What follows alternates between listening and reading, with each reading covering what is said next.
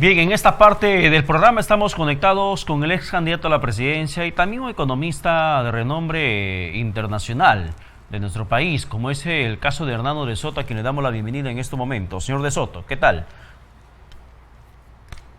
Pedro, gusto escuchar. ¿Qué tal? Mucho gusto poder conversar con usted en estos momentos y primero que nada para que nos pueda decir un poco su reflexión sobre lo que está pasando y lo que está perdiendo el país con esta situación de las lluvias extremas que han desnudado la escasa capacidad de inversión pública en la parte preventiva. Sí, bueno, lo que no se han realizado a los proyectos que deberían permitir o que deberían prevenir o que podían impedir y han debido prever los desastres que ya conocemos. Esto de nuevo es el resultado, por supuesto, de no tener continuidad en gobierno, ¿no? Los proyectos de infraestructura a largo plazo requieren planeamiento, seguimiento.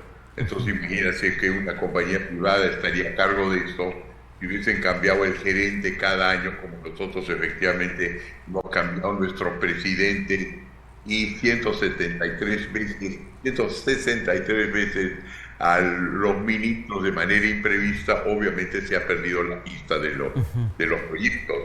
Ahora lo que es interesante es que la presidenta, nuestra presidenta, ha decidido crear una autoridad nacional de infraestructura cuyo objetivo es ya resolver todo eso. Yo creo que eso es una buena idea porque significa entrar en serio al problema. Hay voluntad de renovarse. El único problema es que ha enfatizado créditos de gobierno a gobierno como si fuera una especie de bala de plata que va a resolver los problemas, pero eso es un debate que todavía hay que tener. Por lo tanto, espero que ya esta voluntad no sea solamente lírica o verbal o de debate, sino haya intenciones serias de salir adelante, y en ese sentido doy la bienvenida a mis conversaciones que he tenido con la decana del Colegio de Ingenieros del Perú, que dice que también la sociedad civil, es decir, los 200.000 ingenieros que ella representa, también quieren participar en el proceso para asegurarse que el Estado cumpla con sus promesas. Claro, y antes de hablar de los efectos económicos que se genera con la población local, yo quisiera que nos comente un poco más sobre este tema del crédito de gobierno a gobierno. ¿Es beneficioso para el país? ¿Son créditos pagables? ¿Son créditos de repente asfixiantes en el tema de intereses? Porque este problema y la necesidad de reconstrucción que atravesamos hace imperioso el deseo de poder avanzar rápido sobre la marcha con la reconstrucción del país. Y hemos visto que reconstrucción con cambio no ha funcionado. Y hemos llegado a un nivel de convenio gobierno a gobierno que tampoco está funcionando con el gobierno de Reino Unido. En ese sentido, un crédito gobierno a gobierno, en las condiciones en que estamos, ¿es beneficioso para el Perú? Bueno, la respuesta a eso es que en algunos casos sí y en unos casos no. Para poder explicarlo hay que definir qué es un crédito de gobierno a gobierno. Un crédito de gobierno a gobierno es básicamente un crédito que es apoyado por un Estado de un país, para otorgarle al gobierno de otro país supuestamente un crédito que es más rápido, con intereses inicialmente más bajos, con plazos de gracia, es decir, no hay que comenzar a pagarlos, digamos, inmediatamente, sino se comienza a repagar con una gracia de algunos 3 o 4 años. Entonces parece ser muy conveniente. Pero ¿qué hay detrás de ello? Esto es un sistema, los créditos de gobierno a gobierno, que oficialmente son reconocidos en el mundo como créditos de exportación. ¿Qué quiere decir eso? Son créditos cuyo objetivo no es ayudarnos a nosotros, no es que no nos ayude, pero no es su objetivo principal. Su objetivo principal es fomentar las exportaciones del país que representan.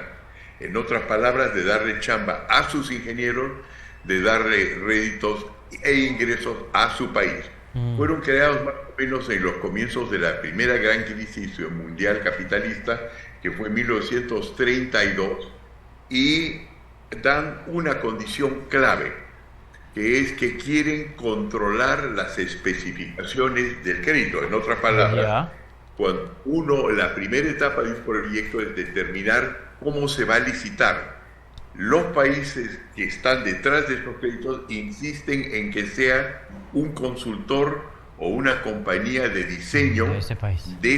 Digamos que el país sea, vamos a crear nuestro país de Francia. Entonces, un ingeniero francés va a decir cuáles son las especificaciones y automáticamente con eso va a producir especificaciones que tienden a favorecer a los productores franceses, poniendo entonces el país que da el crédito en una posición monopólica, pues que los que están mejor preparados para satisfacer esas condiciones van a ser compañías francesas. El resultado, y aquí tengo algunas cifras que son interesantes, es que el valor, pero mejor dicho, el precio de los proyectos puede crecer enormemente y la gente se olvida de estudios hechos ya mucho tiempo, sobre todo por el Banco Mundial y algunos países asiáticos. El precio de los proyectos puede subir desde 50 a 400%. Ergo, si no entra un control de ingenieros y de calidad peruano, la tendencia va a ser crear monopolios. Ahí como ustedes tienen los llamados escándalos tipo Odebrecht y otros, donde el Perú se enfrenta entonces con un equipo casi sanguinario del otro lado, cuyo objetivo, así como nosotros queremos exportar pisco peruano y muy chileno, quiere exportar del otro país en condiciones que son leoninas. Ergo, son créditos baratos, son créditos muy oficiales, pero hay que quitar el caso monopolio, o si no vamos a endeudarnos para siempre. Claro, esa es la parte negativa, atentamente lo escuché. Si bien es cierto, económicamente puede ser beneficioso en parte, pero al final le entregas todo el manejo del sistema a un país que te está dando la subvención económica. En ese sentido, esperemos que se tenga un adecuado manejo de la situación, pero vayamos al impacto local, a nivel microeconómico, no macro, microeconómico.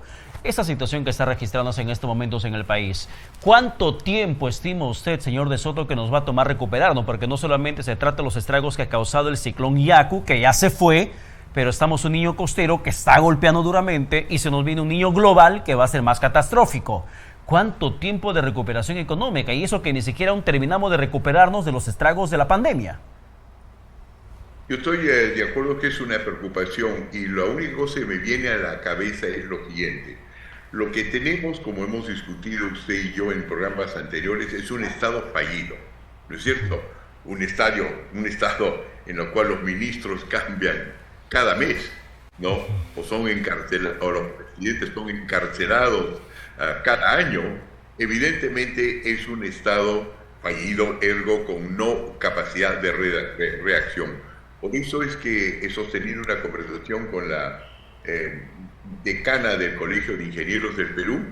Ahí están ocupados 300.000 ingenieros que muchas veces no logran participar en estos proyectos o son desplazados por los extranjeros, para que ellos, y como lo ha dicho la decana mismo, quieren ponerse a disposición del Estado para poder reaccionar rápidamente y tramitar rápido esos proyectos, porque van a venir con un sello de aprobación de un colegio respetado y respetable.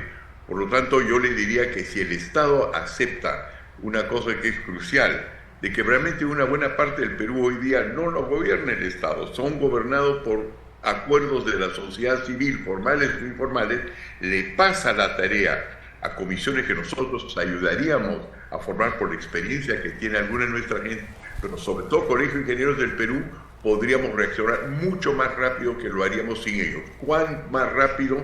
Es una cosa que sería bueno preguntarle al Colegio de Ingenieros del Perú en vista de la posible participación suya en los proyectos, si es que la presidenta acepta. Claro, por ejemplo, solamente limitándome a lo que la gobernadora regional de Lima hace unos instantes nos ha mencionado aquí en entrevista en BSTV, la señora Rosso Vázquez, que sostiene que por lo menos negocios turísticos en Lima región colapsados, quebrados. Lo que pasa, por ejemplo, en el tema de Colegios 60% afectados, gente sin agua potable, gente sin trabajo, sembríos perdidos, pérdidas económicas en región Lambayeque, pérdidas económicas en región Piura, negocios quebrados por el tema de la crisis política que también hemos vivido al inicio de este año, sobre todo en regiones del sur. Hay un golpe por todos lados sobre este enfermo que se llama Perú. ¿Cuál es la medicina que debemos encontrar para poder resucitar? La primera parte de la medicina consiste en cambiar de médico. Digamos que esto es una enfermedad, que lo es, hay que cambiar de médico. Porque lo que hemos tenido desde el gobierno de Pedro Pablo Kuczynski hasta la fecha son una serie de gobiernos que han fallado. Mire, si uno, la definición de Albert Einstein, este gran científico e intelectual de talla mundial, por supuesto, era de la locura, era lo siguiente: locura es hacer una cosa 6 veces, ¿no es cierto?, y creer que la séptima le va a salir. Hacer una cosa 6 veces que ha fallado y la séptima le va a fallar. Entonces, si uno ha tenido durante los últimos 5 años 6 presidentes y cree que ahora, con el sistema que rige, que no ha sido que ha fallado un presidente, sino ha fallado 6 presidentes, creer que ahora con esta racha va a continuar es un error. Si se adelantan elecciones y se enfoca esencialmente por qué nuestro Estado está fallido, vamos a lograr tocar el nervio central, la misma sensibilidad, la raíz del problema durante un proceso electoral, de cuáles son los grandes cambios. Porque si usted se fija, las discusiones en el país están a grandes brochazos. ¿Qué nos dicen nuestros parlamentarios? Nos dicen, mire, lo que hay que hacer es acabar con el Viejo Testamento y escribir el Nuevo Testamento. Bueno, eso a los católicos tomó más o menos 100, 120 años, ¿no es cierto? Grandes cosas. Al otro lado se dice, no, hay que crear bicameralidad. Sí, 2 cámaras, etcétera. Y todos están de acuerdo que básicamente hay que matar un presidente tras otro, o si es necesario clausurar al presidente. No, en otras palabras, en lugar de hacer algo puntual, donde los ingenieros pueden decidir con la parascopía, con rayos X, con resonancia magnética, dónde está el problema, todos estos nos ofrecen 3 volúmenes con Coranes, Biblias, Antiguos Testamentos y Nuevos Testamentos. Yo diría que para esencial del problema es reconocer que hay crisis y necesitamos un proceso electoral en el cual vamos al fondo de los asuntos y los futuros líderes se comprometen y vamos a ver quién tiene los mejores planes. Claro, y dentro de eso es interesante lo que usted menciona, porque me obliga a preguntarle si queremos salir de la crisis con un proceso electoral lo más urgente posible, ¿se hace necesaria la reforma total de la Constitución para poder reestructurar, o como algunos llaman, refundar el país y dejar de tener un Estado fallido? Yo creo que los grandes problemas se resuelven, como estamos viendo en el caso de los desastres naturales, puente por puente. En otras palabras, la Constitución arranca con los primeros artículos, por ejemplo, de don Pedro son: ¿quién sirve la Constitución? Al individuo. Todos los individuos son iguales. Todos los individuos son iguales. Mire, todas esas cosas ya están en todas las otras constituciones. No necesitamos ir a lo grande. Eso es todo lo que están haciendo nuestros congresistas, ir a lo grande. Necesitamos que nos den soluciones específicas, porque al país en sí, en su totalidad, no le va mal. Para comenzar, la Constitución actual y el régimen económico que ha creado nos asegura en estos momentos de muertos en el país, de evidentemente un desorden institucional brutal. A nivel económico somos el país que más crece, cosa que si alguna virtud tiene la Constitución como tal, es que está balanceada. Lo que podemos hacer con un nuevo gobierno es ver de qué manera y dónde se pueden discutir las cosas, pero encontrar en el Perú 130 congresistas con la capacidad filosófica de refundar el país es una ilusión. Lo que sabemos hoy día es que los que tienen estas visiones filosóficas amplias y que están tomando turnos en el gobierno desde derecha hasta izquierda, no han podido resolver su problema. Mientras que tiene usted ahora, por ejemplo, es mi visión, quizás me equivoque, pero yo no creo que el gobierno del Perú, es decir, los políticos, ejecutivo, legislativo, estén gobernando Puno. Yo creo que el Perú no es soberano en Puno. Quien está ordenando Puno son los puneños, a su manera, con sus conflictos. Yo tampoco creo que en este momento gobierna el Arequipa, el gobierno. Hemos visto que cuando van congresistas o ejecutivos los persiguen. Los abuchean. Y en Apurímac los problemas en las minas los están resolviendo las poblaciones locales y lo están resolviendo las mineras. Es decir, hoy día el Perú está resuelto por su gente. No necesitamos 130 filósofos de baja calidad, porque es lo que se consigue en el séptimo round. Lo que necesitamos es enfocar el problema a 3 o 4 cosas y alrededor de ellas en la práctica resolverlos. Pero ¿cómo resolver esto? Esto me lleva a la siguiente parte de la pregunta, que también se enfoca desde la demanda de nueva constitución por parte de la población de la lucha contra la corrupción. Porque se dice que esta constitución de 93 es la madre del cordero, es la madre de la corrupción y necesitamos reformular la constitución para que prohíba la corrupción. Y son esos gobiernos regionales que en este momento, por ejemplo, no han invertido en prevención frente a desastres, no han resuelto los problemas agudos, urgentes de la población en el tema de saneamiento básico, agua potable, mejor infraestructura hospitalaria que les faculta como entidad ejecutante a los gobiernos regionales, donde también se ha manejado plata y hay miles de millones de soles perdidos en corrupción. Se hace necesaria para esta población del sur del país, sobre todo, la necesidad de una nueva constitución para acabar con la corrupción. Correcto. La respuesta a todo eso es que la regionalización, cuando fue propuesta por el gobierno de Alejandro Toledo, lo que se propuso efectivamente es la creación de autoridades con amplios poderes a nivel local. Pero eso no fue sino uno de los 3 componentes. Los otros 2 componentes fue que el Estado central iba a hacer 2 cosas más. Uno, darles la tecnología, como ocurre desde China hasta India, la tecnología y el apoyo logístico para formar élites tecnológicas localmente y ver qué se tiene que hacer para que alguien con la educación necesaria viviendo en Lima tenga los incentivos de trasladarse e ir a las regiones. Es todo un tremendo esfuerzo. Eso no se implementó. Segundo lugar, que Lima, ya sea colegios de ingenieros del Perú o una mezcla de eso con el Estado, fiscalice a cada gobierno de tal manera que no es el centro que es responsable de la ejecución, pero sí el de validar, ratificar, verificar que las cosas se hacen localmente. Ninguna de esas 2 cosas se ha hecho. La primera cosa que haría yo, por ejemplo, si de alguna manera estamos involucrados en un gobierno futuro, lo llamaría al doctor Luis Solari, que es la persona que estuvo detrás de todos esos equipos, a que termine de implementar lo que comenzaron a implementar en ese momento. No faltan planes. Lo que se ocurre es que uno no puede descentralizar sin efectivamente de alguna manera trasladar poder.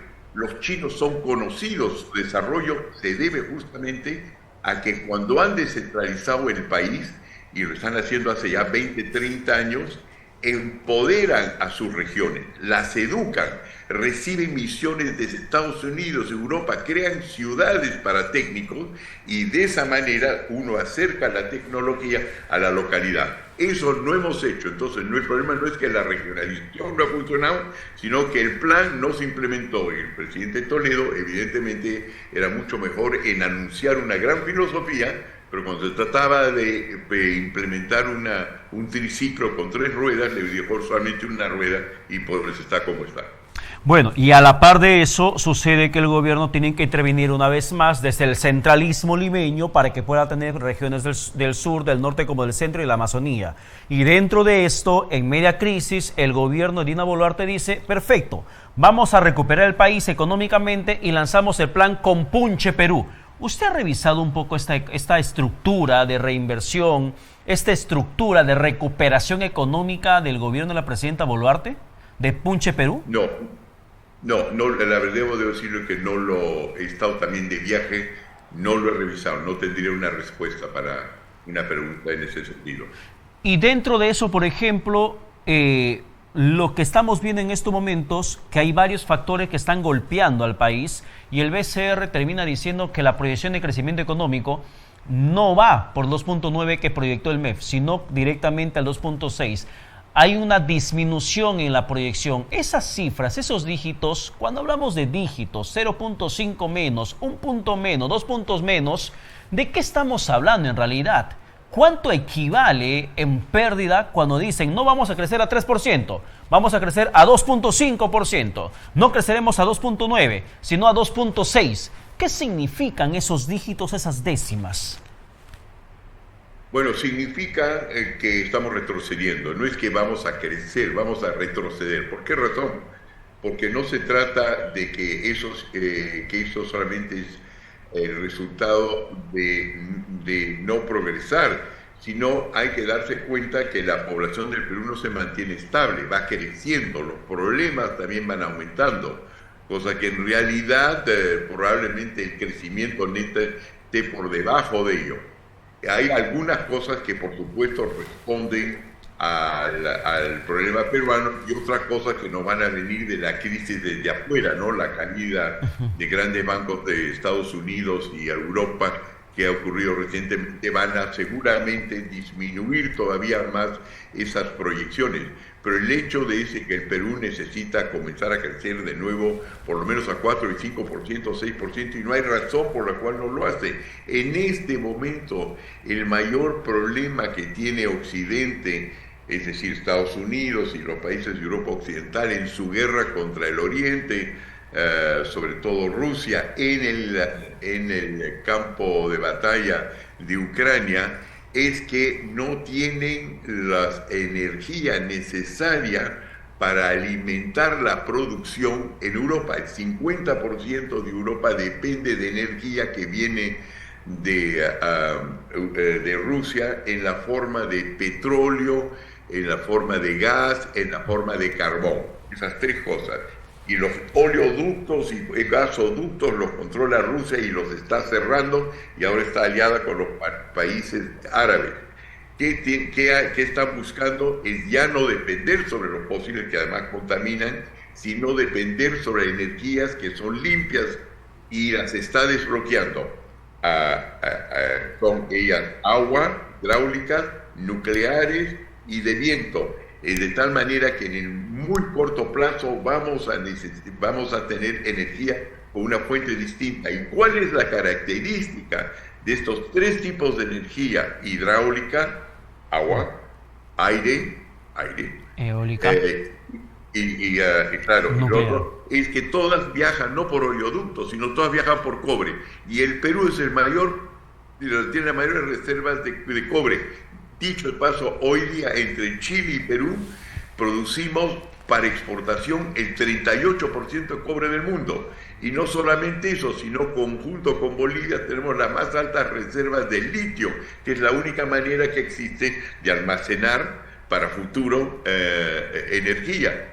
Nunca hemos tenido un mejor momento para superar ese 2.9%. Bastaría en este momento que se destraben los proyectos mineros, que el país políticamente se reconcilie y zarpamos rapidísimo. Entonces la respuesta a su pregunta es la siguiente: no hay excusa para no salir adelante diciendo el mundo no quiere nuestro proyecto. Sí lo quiere. El problema es un gobierno que ni siquiera, estoy seguro, se da cuenta de la oportunidad que existe ahora. Para cerrar, hablando del tema minero, que es un tema pendiente de cada gobierno resolver la crisis y destrabar proyectos que hace muchísimo tiempo están en compás de espera. El caso del cobre, por ejemplo, una mina emblemática es la mina de Las Bambas, que constantemente vive en conflicto social con la población local porque consideran que hay compromisos que no han sido saldados y que por lo tanto la mina de Las Bambas no tendría que seguir operando. Se menciona que Las Bambas, por ejemplo, tiene una proyección de producción de 145,000 toneladas por día de producción de cobre. Pero con los conflictos medioambientales, socioambientales que constantemente se da, ¿qué cosa tendría que hacer el gobierno? ¿Ceder ante la población o ceder ante la empresa? una disyuntiva, una dicotomía. Bueno, la verdad es que el fondo del problema que el gobierno no ha estudiado es de que los recursos naturales tienen, para hacerlo bien sencillo, es una especie de sándwich. Tenemos el subsuelo donde están los minerales, ¿no es cierto? Los minerales están en suelo, subsuelo. Y encima de esos minerales está el suelo. Bueno, los minerales, por ley, en el Perú y en todos los países del mundo, dependen del Estado. Es decir, es la propiedad de todos los peruanos que ejercen esta propiedad a través del Estado. Ha sido así 2.400 años, eso no va a cambiar. Pero para poder entrar al mineral, lo que se necesita es poder perforar la superficie. Y la superficie del Perú, hoy día nos estamos dando cuenta, pertenece a gente más bien humilde y más pobre, incluyendo, ya que he hablado de las bambas, las comunidades que están en ese corredor minero. Y estas hoy día están bloqueando porque consideran de que no están siendo adecuadamente compensadas. Entonces la pregunta es, ¿por qué, si ya fueron pactados los precios de esa superficie a través de la cual hay que superar? Es decir, si me preguntas la única cosa que tengo acá, aquí tengo mi plumón, este es el subsuelo, esto pertenece al Estado, y este es el suelo que pertenece a las comunidades ya privados. Y lo que está ocurriendo es que los de están encima han dicho, nada, no entra. ¿Y por qué? Porque el precio que ellos reciben por esto, la compensación que refieren por esto, es el precio de tierra con el valor de crecer papas. Y lo que estos reciben es el precio internacional por el cobre, el oro, etc. La solución es relativamente sencillo. La Constitución dice economía social de mercado, que quiere decir todos somos iguales frente a la ley. A estos hay que dejarlos entrar al mercado de capitales. Eso se hace con gran facilidad porque ya en su mayoría están titulados. Lo que les falta, no todos aquellos que tienen pasaporte, es una visa para viajar a los Estados Unidos. Y esa visa se puede otorgar en cuestión de un año. Ergo, la respuesta es todo esto se desbloquea. No es un problema ambiental, todo el mundo está de acuerdo. Además, no se olviden, cobre, estaño, plata, oro, son los que nos van a salvar del problema ambiental, puesto que suponen energía limpia, cosa que es una buena cosa de por sí. El problema es que en lugar de enfocarse en esto, don Pedro, en lugar de enfocarse en esto, ¿qué es lo que están haciendo nuestros parlamentarios? La Biblia hay que reformarla totalmente.